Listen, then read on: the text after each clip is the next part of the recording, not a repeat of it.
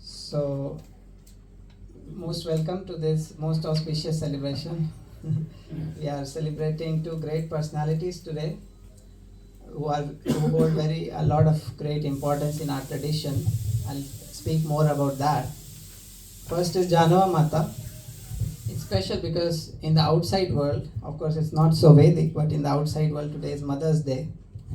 And we celebrate Jahnava Mata as our ultimate mother.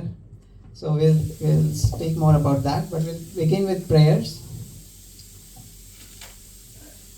Om Ajnanatimirandhasya Jnananjana Sharakaya Chakshurunmilitam Yena Tasmai Shri Gurave Namaha Shri Chaitanya Manobhishtam Sthapitam Yena Bhutale Swayam Rupa Kadamayam Dadati Swapadanti Vandeham Shri Guru Shri Yuta Padkamalam Shri Gurun Vaishnavamscha Shri Rupam Sagrajatam Sagana Raghunathanvitam Tam Sajivam Sadvaitam Savadhutam Parijana Saitam Krishna Chaitanya Devam Shri Radha Krishna Padan Sagana Lalita Shri Vishakhan Vitamscha Namo Vishnu Padaya Krishna Presthaya Bhutale Srimate Bhaktivedanta Swamin Niti Namine Namaste Saraswate Deve Gauravani Pracharine Nirvishesha Shunyavadi Paschat Deshatarine Namo Mahavadanyaya Krishna Prema Pradayate Krishnaya Krishna Chaitanya Namine Gauritushe Namaha He Krishna Karuna Sindhu Dinabandhu Jagatpate Gopesha Gopika Kanta Radha Kanta Namostute Tapta Kanchana Gaurangi Shri Radhe Vrindavaneshwari Vrishabhanu Sute Devi Pranamami Hari Priye Nilachala Nivasaya Nityaya Paramatmane Balbhadra Subhadrabhyam Jagannathaya Te Namaha Vancha Kalpatarubhyasya Kripa Sindhubheva Cha Patitanam Pavanebhyo Vaishnavebhyo Jai Shri Krishna Chaitanya Prabhu Nityananda Shri Advaita Gadadhara Shivasadi Gaura Bhakta Vrinda Hare Krishna Krishna Krishna Hare Hare Hare Ram Ram Ram Hare Hare Hare Krishna. So today we are celebrating Jahnava Mata and Jayananda Prabhu. Actually, they had their Jahnava Mata's appearance day was there a few days back, and Jayananda Prabhu's disappearance day was there a few days back, and both of which we could not celebrate. We had Narsimha Chaturdashi, as well as there was one special devotee who came to speak about cow protection. So, but every year we celebrate this festival. Lajavati Mataji told me that they have been doing this for many years. They're celebrating Jahnava Mata. So let's hear a bit about, I'll share what I have heard about them. So they're very special personalities. So first of all, because some of you are for the first time here, I'll speak from the beginning, because who are these personalities on the altar? We see on this side is Lord Shri Chaitanya Mahaprabhu, and this is Nityananda Prabhu. So they are actually incarnations of Krishna and Balram in Kali Yuga. So it is explained in the scriptures, Radha Bhav Diti Subalitam Navami Krishna Swarupam, that when Krishna wants to experience the feelings of Radha, what does Radharani feel? Krishna is amazed by her devotion and her happiness and the content she feels in her heart because of devotion for Krishna.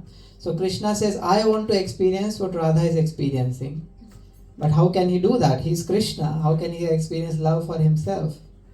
So he comes in the form of a devotee of Krishna, which is Lord Shri Chaitanya Mahaprabhu.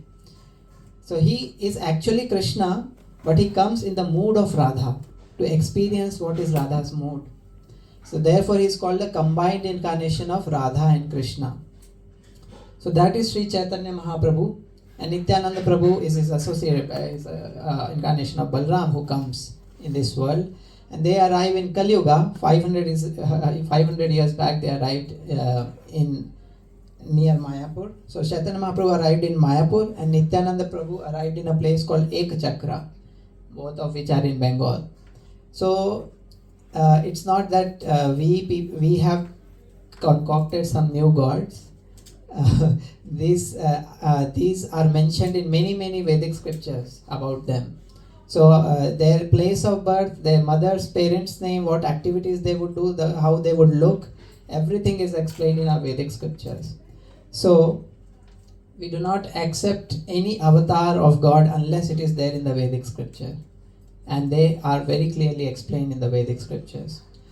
So but when Lord Chaitanya and Krishna comes in the mood of Radha, the prominent, it is explained that usually mother is more compassionate than the father. Like mother is more soft-hearted than the father, usually. So similarly, when Krishna comes in the mood of Radha, this incarnation, the prominent feeling is that of compassion, the prominent emotion, the prominent bhav. And therefore, Sri Chaitanya Mahaprabhu and Nityananda are known as the essence of all incarnations, because they are unlimitedly kind and merciful.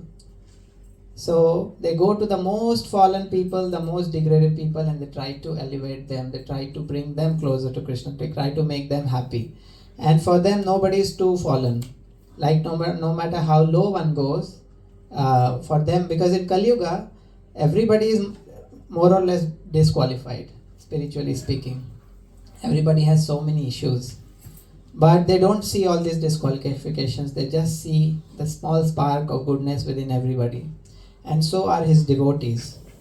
So when Lord Chaitanya's devotees also focus on that, they just see the good within everyone.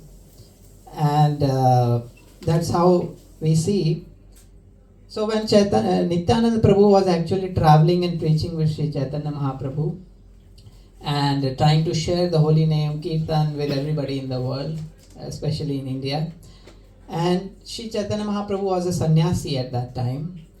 And he instructed Nityananda Prabhu that you should go to Bengal and you should get married and preach in Bengal.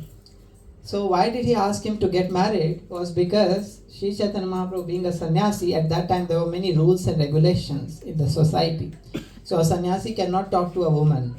A sannyasi cannot go to a bar and try to share Krishna consciousness there.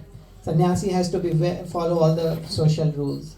But Nityananda Prabhu, Chaitanya Mahaprabhu said, you get married and then you can go to all kinds of people, nobody would mind, and you can share Krishna with everybody. So that's why Nityananda Prabhu followed the instruction of Lord Chaitanya and he came to Bengal. And when they were traveling, and finally they reached a place where there used to live a very saintly person, a devotee actually, his name was Suryadas. And he was the father of Jahnava Devi, whose picture you can see here. So when they reached there was a devotee along with Nityananda Prabhu, Udaran Das Thakur. He said that he proposed to Suryadas, the father of Jahnava. He proposed that let there be marriage between Nityananda Prabhu and Jahnava. And when Jahnava's father, Suryadas, when he heard this proposal, he was hesitant in the beginning. Because Nityananda Prabhu was a very special personality. He was called Avadhuta, which means people used to think he's mad. Because he was kind of, he had no state, like he didn't live like a normal life. So he didn't have a job, he didn't have a home, he was just traveling and preaching and just madly singing the names of Krishna and dancing. So he saw, how can I get my daughter married to this person? So he was hesitant. And when he was hesitant, Jahnava Mata was actually listening from back door. And she could see that there's reluctance to marry. So it is explained that when the incarnations come, they come with the, like for example, when Mother Sita saw Ram for the first time, as soon as she saw, the immediate eternal affection was awakened in the heart, and she wanted only Ram as her husband, nobody else. So when there was this test going on whether Ram could be a husband, she was praying all the way, oh, let him win, I want him as my husband, I only want him as my husband. Similarly, Jahnava, when she heard this conversation that potentially they would not marry them, she fainted out of anxiety. She was like, oh, I only want him as my husband. And she fainted out of anxiety. And finally, Nityananda Prabhu had gone actually to another place, and then one devotee told them that maybe we offended Nityananda Prabhu, he's a great devotee, so you should just go and bring him and propose for marriage to your daughter. So they believed that, and they went again to Nityananda Prabhu, and then they begged him, they pleaded him that please, we have offended you, please forgive us. So he said no, there was no offense, he was normal. But they said, please come and we want to marry our daughter to you. So then Nityananda Prabhu finally came, and both the daughters of Suryadas were married to Nityananda Prabhu. This was common at that time. So there is one of the names was Jahnava and the other was Vasudha. So they both were married. Finally, many years back, when Nityananda Prabhu left this world, he merged into deity and he left this world. So Jahnava Mata stayed back in this world, and she continued the mission of Lord Chaitanya and Nityananda to share Krishna, to share bhakti, to share the holy name with all the people. And she was not just a normal great saintly person, she was recognized as the leader of all of the Vaishnavas at that time. So she was considered almost like an acharya at that time.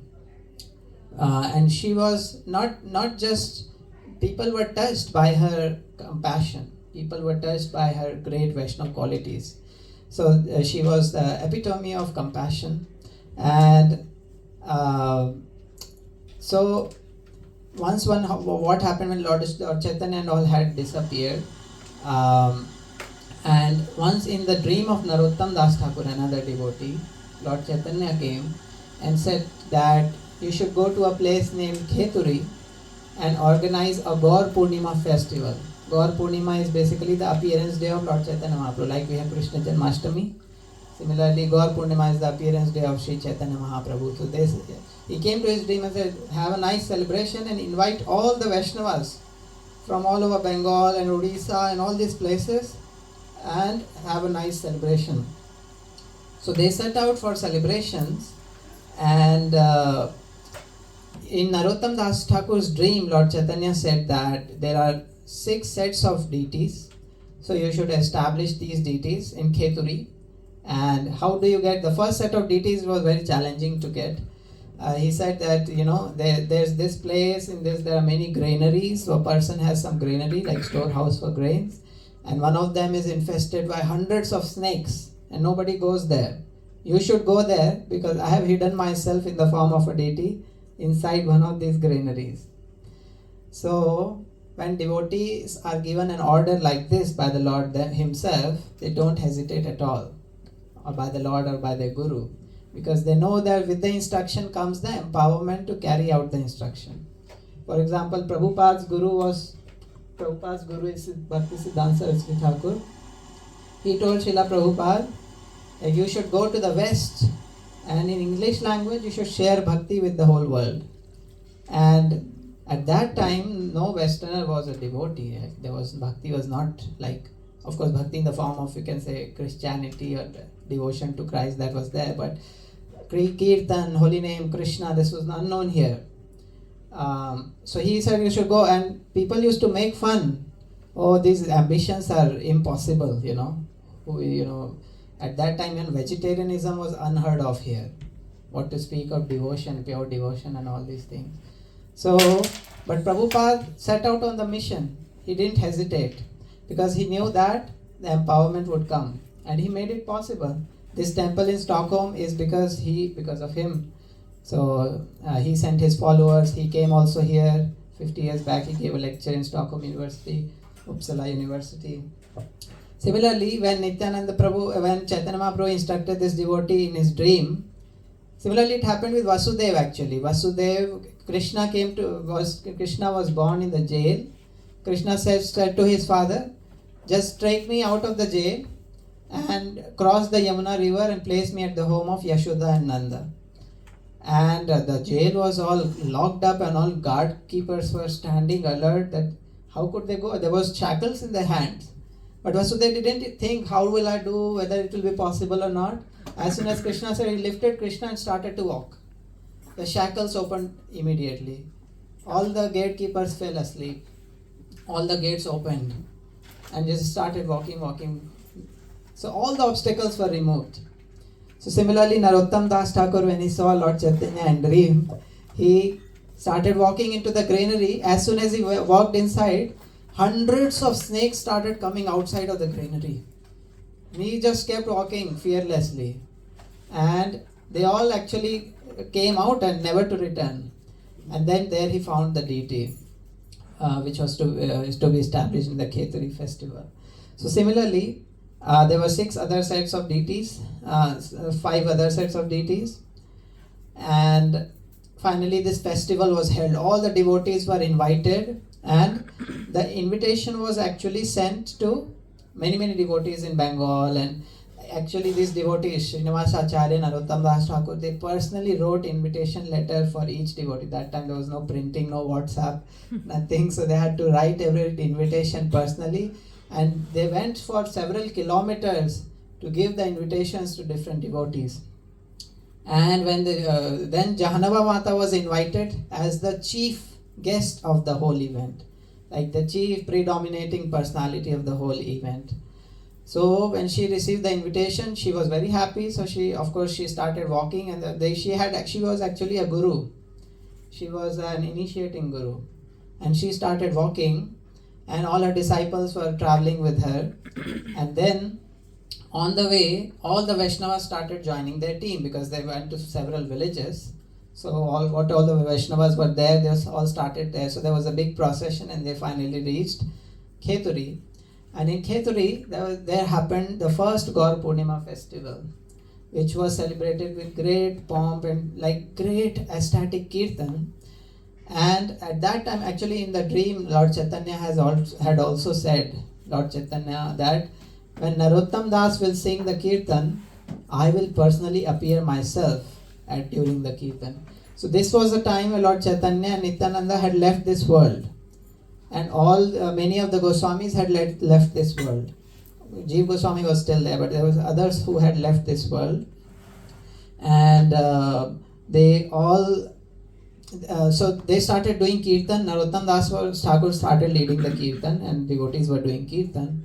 And Jahnava Mata, she glanced on Narottam Das Thakur, and just by her glancing, ecstasies of love and devotion started flowing through Narottam Das Thakur.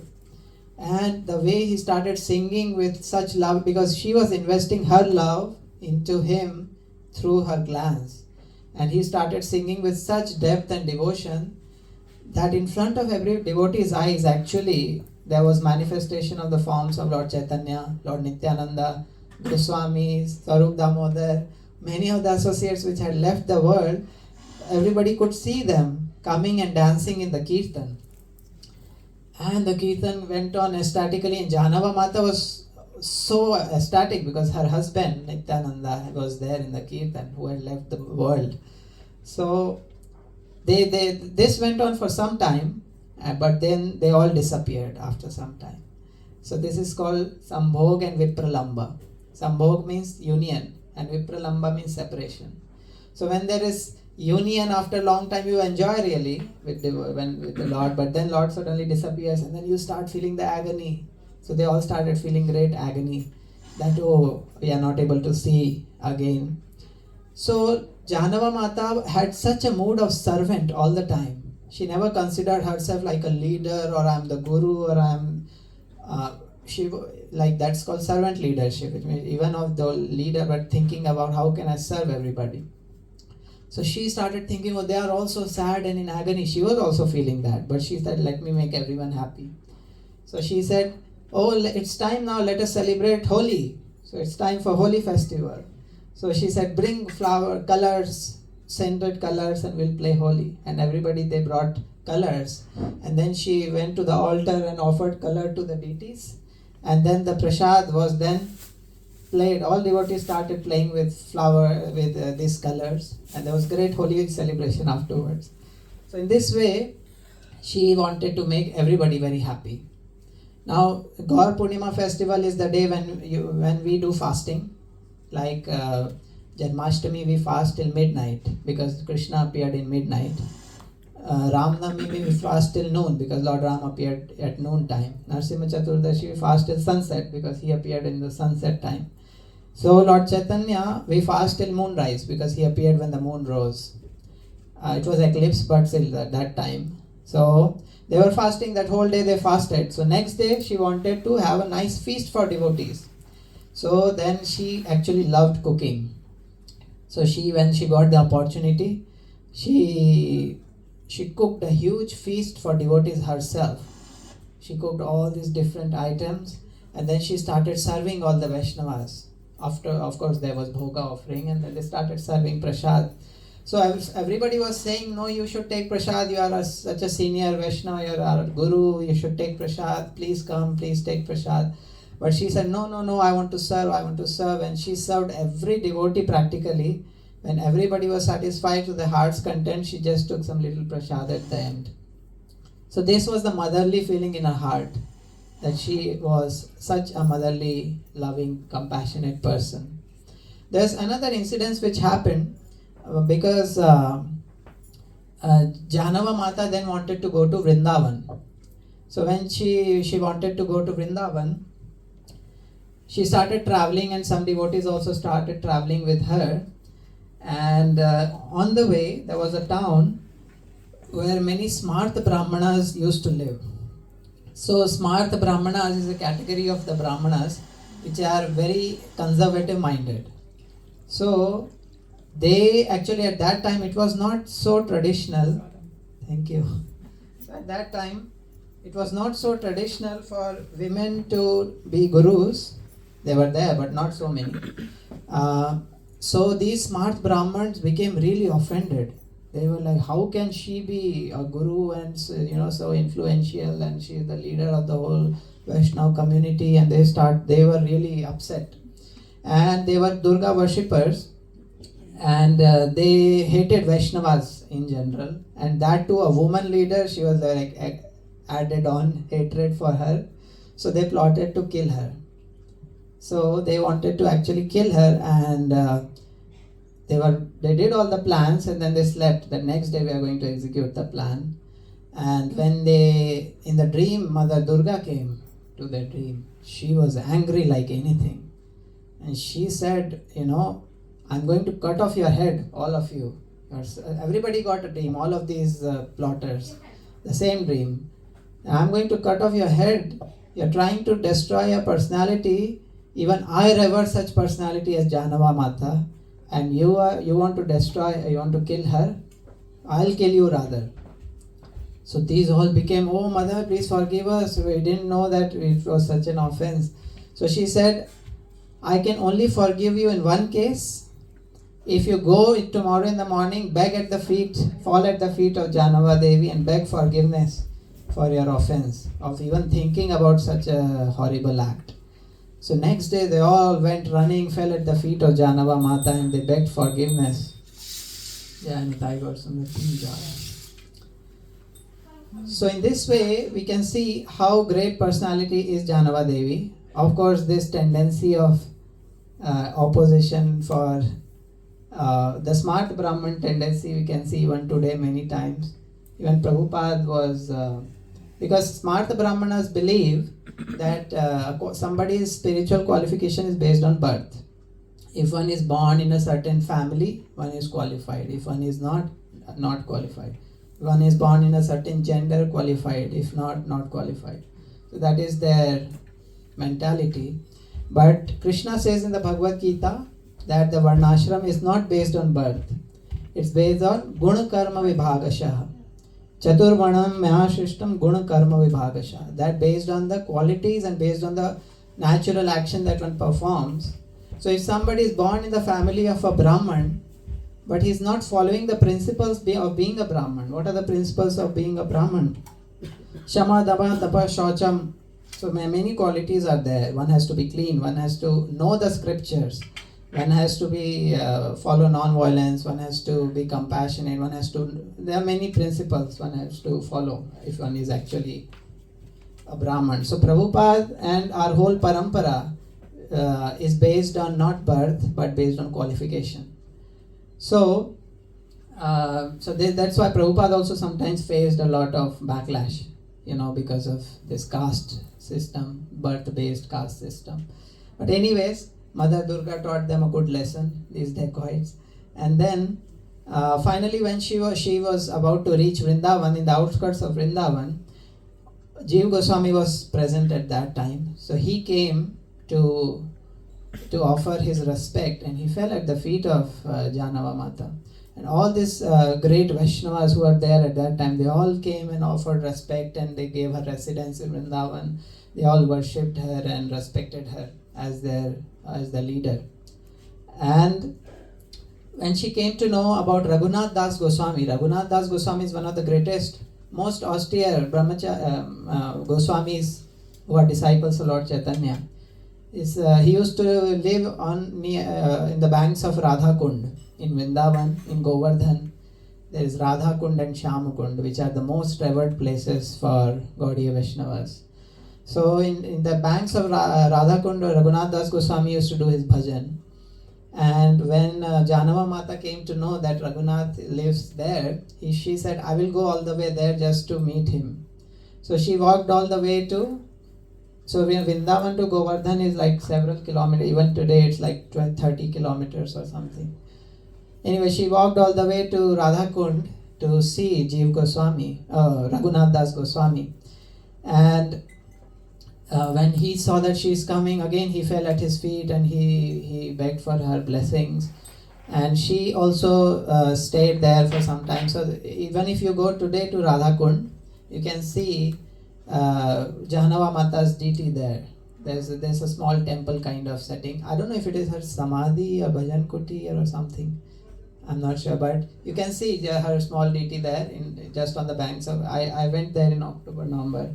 So we were chanting in front of Jahnava Mata, begging her blessings. Because, Nityananda Prabhu is considered to be the most merciful personalities, even more than Lord Chaitanya. Sometimes Krishna makes his devotees even more merciful than himself. So Nityananda is considered to be more merciful than Chaitanya. Like Lord Chaitanya sometimes would become strict, although he is very compassionate. But Nityananda has no limits to his compassion. And Jahanava Devi is considered to be more merciful than Nityananda Prabhu. So that's why we were begging and praying to her when we were sitting there, because we are all mercy cases in Kali Yuga. So we need these blessings. Yeah. So in this way we can see Jahnava Mata always had this feeling of servant. So she came to Radha Kund just to make Raghunath Das Goswami happy and just to serve him. Actually, her mood was always to serve. And these Vaishnava qualities were visible to everybody. So despite their customs, people became so touched by her that they wanted to revere her as the Acharya of the Gaudiya Sampradaya after Nityananda Prabhu left. So this is a few glories of Jahnava Mata. So one of the most important teachings of Lord Chaitanya, he explained in the third verse of Shikshashtakam, Trinadapi sunichena tarorapi sahishuna amanina manadena kirtanya sadaharihi. So last week I was in ISKCON. We did a retreat with some university students, and there's a small hill kind of stuff. It doesn't look like a hill from a distance, but if you go there, it's the topmost point of the whole Sodotelia area. So that we went to Shyam Dulal Prabhu took us to the top, and we were there, and then we asked all the students to sit down for 10-15 minutes and just meditate on what lessons we can learn from the trees, the trees and the grass. So one of the lessons that we came up was this, which Lord Chaitanya also taught, is one the grass is so humble. the grass, we trample upon the grass and we don't even notice the grass. But does the grass ever revolt? The grass doesn't mind. But like once in our life, if we are not given enough attention, we might become so terrified by that, we might lose our peace of mind. So Lord Chaitanya says, if one can become even more humble than a grass, like so humble, doesn't expect any respect for oneself, and is just concerned about giving respect to others, and more tolerant than a tree, which means a tree is tolerating all the storms and rain and sunlight and everything, heat and cold. It is tolerating everything, and sometimes people throw stones at the tree, but in return what they get is a nice fruit. So the tree is tolerating, taking all this inconvenience upon itself, but giving shelter, giving shadow, giving fruits, giving flowers. So in the same way, if one can become tolerant like a tree and humble like a grass, then one can taste the holy name of Krishna. Then one can enjoy bhakti. Then one can really experience the bliss of bhakti and the holy name. So these Vaishnavas, because these are principles we may think are very difficult to follow, definitely. But when we see examples of people who are doing that, then we feel inspired. So sometimes we may become, so these devotees like Jahnava Mata, now we are coming to Jayananda Prabhu, who is another exemplary devotee who showed these characteristics, who lived these characteristics. And that's why we are celebrating him. So, in one of the scriptures, the definition of bhakti is explained. It is explained as Savai pumsam paro dharmo yato bhaktir adokshaje ahetuki apratihata yayatma suprasidati. Two qualities are explained. Ahetuki means without any personal agenda, completely selfless. And second is apratihata, without any interruption. So interruption, for example, some difficulty comes to our life and we may give up our devotion. That's not ahetuki bhakti. That's getting interrupted. And ahetuki means completely selfless. There's no personal desire.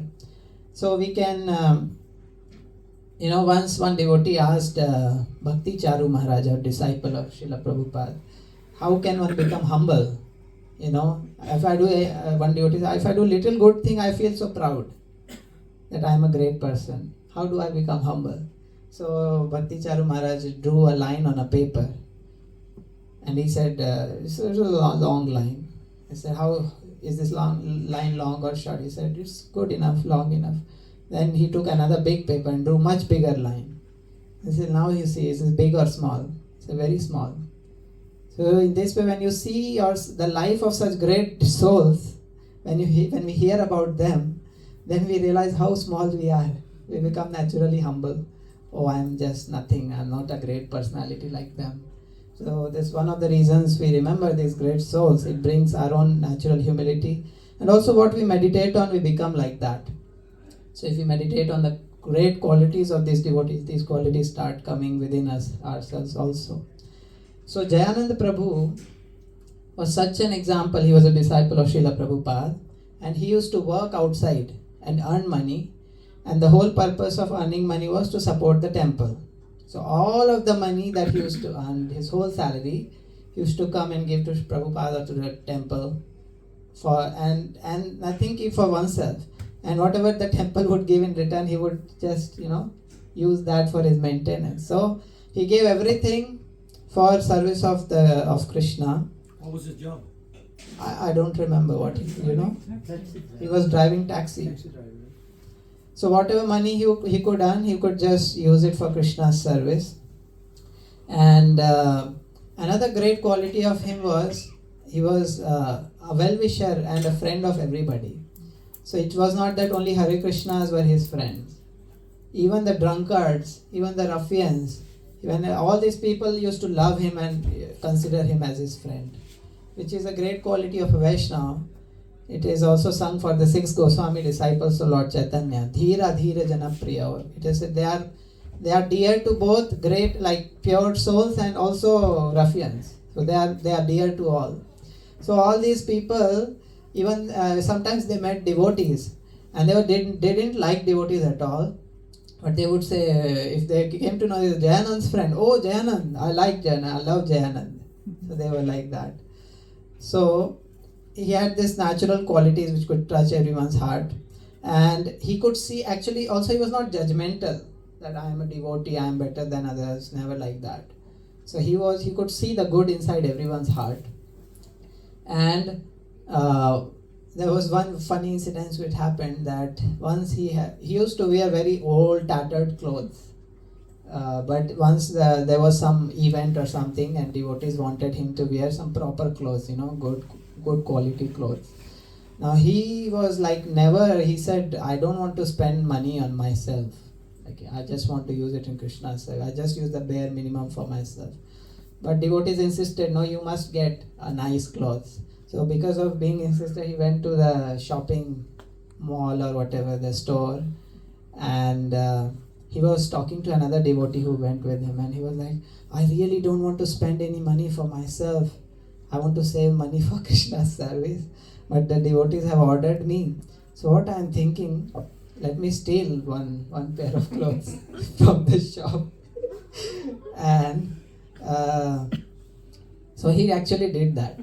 He stole the cloth, and then he was moving out and he was caught. And they caught, and they caught, you are stealing the clothes. And he said, yeah, he was doing that, so he couldn't. He just said, yeah, I'm sorry. So he was brought to the judge for a judgment, like it's a crime, you could not steal. So when he came in front of the judge asked, how could you steal from the store? Have you done it? So he just admitted, yeah, I have done it. I'm really sorry for it. So he was really, and then he said, why did you do it? He was like, I don't want to spend any money on myself. I just want to use it in God's service. And he said it with such honesty and humility that the cop who had caught him, the person who was there and the judge, they were in tears when he explained his reason. And they said, okay, let's free him of all charges, and they just freed him. Of course, we are not recommending any kind of stealing, but the idea is he had this simplicity of heart and such humility that even the judge and the cop were touched, and they started to, they were in tears when they heard about him, heard his version. So once what happened was, Tamal Krishna Maharaj, another disciple of Prabhupada was giving the Gayatri Mantra Diksha, and Tamal Krishna Maharaj was supposed to get that day, and Jayananda Prabhu had gotten earlier. So he went to Tamal Krishna Maharaj and said, are you going to get Gayatri Mantra today? He said, yes. I also want to take again. And he said, why? He said, because I don't remember. He had forgotten the mantra. So they were like from the West and never heard these mantras, so difficult to remember. So he said, I want to take it again. So he was brought to, Prabhupada again was teaching him the Gayatri Mantra. It was a long time Prabhupada spent, and he was still not able to pronounce properly. So Prabhupada said, you're such a humble and sincere devotee. Whatever way you pronounce, Krishna will be happy with you. So this incident also once happened with when some devotees had gone to India. In initial days, the Indians had not seen Western, devotees, so new thing in India at that time. So when devotees, one of the persons said to Prabhupada, your devotees are nice, but their pronunciation is not good. And Prabhupada said, their pronunciation may not be good, but their renunciation is great. So you should learn from that. So like that, anyways, we come to Jayananda Prabhu, that he was not just humble and meek, but he was also a very determined person. So this combination of humility and determination makes someone very attractive. Like some people may be very determined, but they have no humility, compassion at all. Hitler, for example, is full of determination to kill everybody, but there's no love, compassion in the heart. And somebody might be very loving, compassion, but doesn't have the determination. but a combination of both makes one very attractive. So he was both humble and devoted as well as determined. Whatever was Prabhupada's desire was like his mission in life. So no personal agenda. My life is meant for Krishna and Guru, nothing for myself.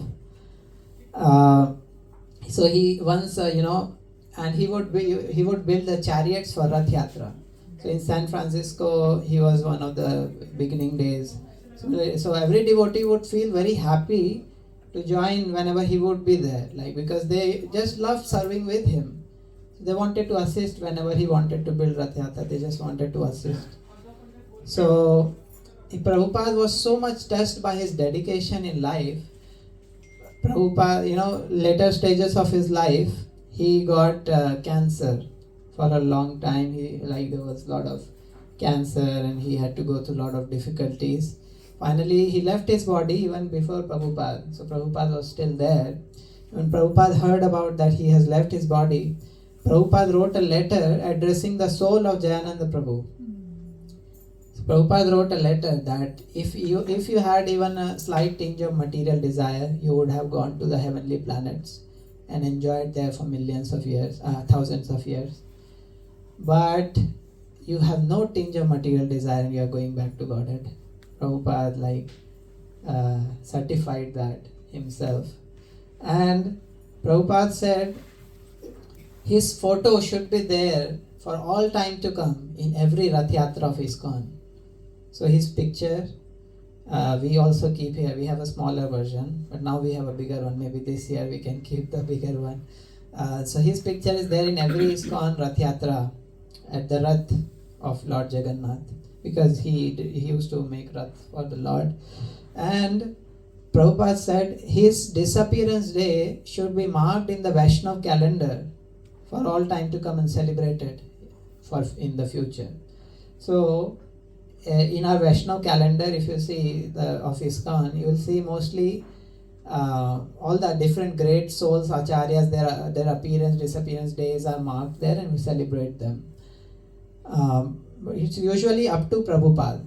After Prabhupada, we don't have that many. Of course, we have our own gurus and Vyas Puja we celebrate.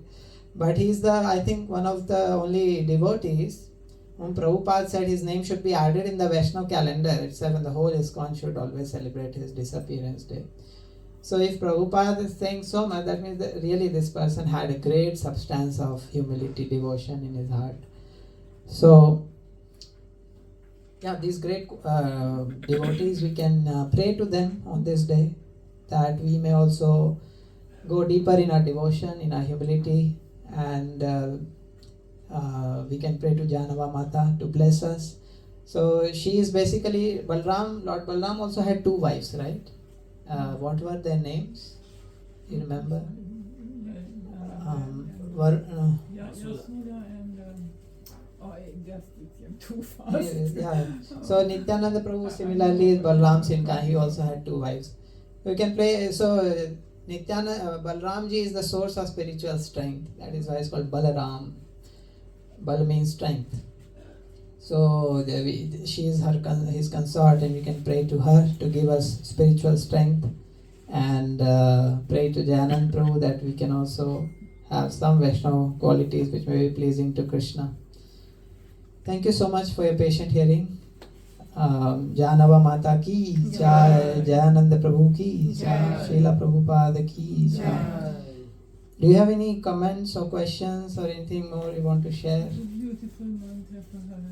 Yeah, you want to speak? Nityananda Priyam Prema Bhakti Rasna Pradayani Ki Jana Veshvain Vandeta Patraya Nivayani. She is the beloved of Lord Nityananda. And she can give the Bhakti Rasna, the jewel, Bhakti, and she can mitigate, eradicate the whole program of birth, death, old age, and disease. So it's so beautiful. Thank you. And also about Jayananda Prabhu. Actually, when my guru came, to meet devotees there in San Francisco. Somehow or other he came into Jayananda Prabhu's presence, and he was building this Yatriyat, and he said to my Guru Maharaj, he was not initiated at that time, he was completely new, and I think still he had a lot of hairs also, and etc. And so Jayananda Prabhu, he just looked at him and said, "Do you know how to handle a hammer?" I'm sure I took the hammer, and he said, hit us, and he did. He was hammering on the nail. Hey, good. Can you help me? So they were building together. It was really funny.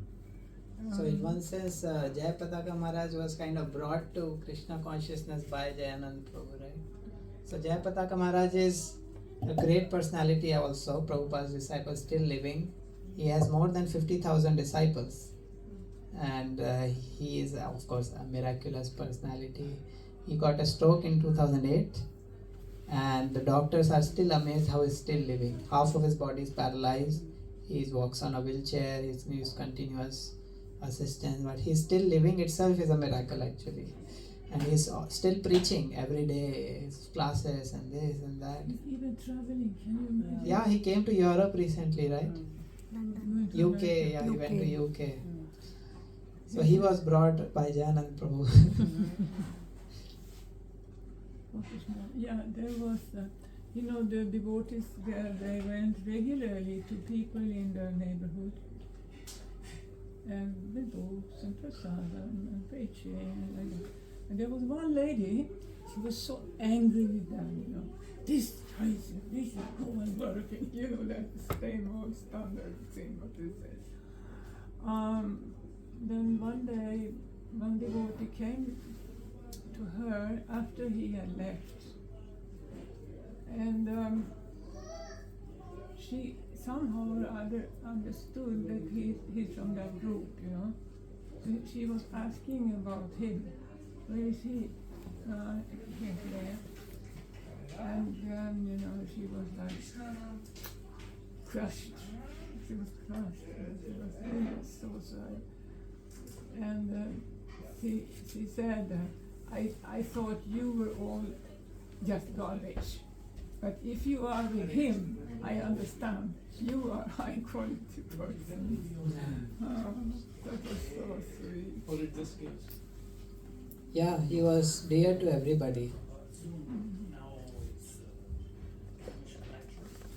Any other questions, thoughts? Yes. I think also he went to the police office yearly to get the permission for the Ratha Yatra. Mm-hmm. And there he also got some very good contact. Mm. And when another one came, when he himself left this world, Yeah. that person also Kind of. became completely Head down वही जगह. Yeah. Come here. devastated by The disappearance of.